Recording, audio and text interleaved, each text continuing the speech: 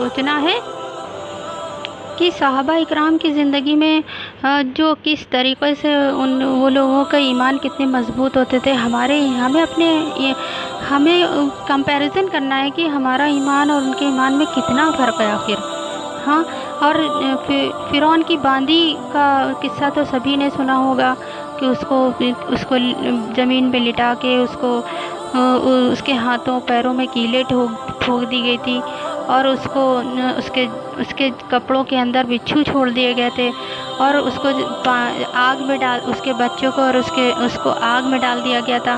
اس قدر چٹان جیسا ایمان، ایسی ایمان کی حقیقت ہمیں مانگنا ہے اللہ تعالیٰ سے. ہمیں ایسے ایمان کی حقیقت مانگنا ہے کہ ان کا ایمان کیسا تھا. ہم دوسروں کی دولت کو دیکھ کے رشک کرتے ہیں، لیکن ہم ان کے ایسے لوگوں کے ایمان کو دیکھ کے کیوں نہیں رشک کرتے؟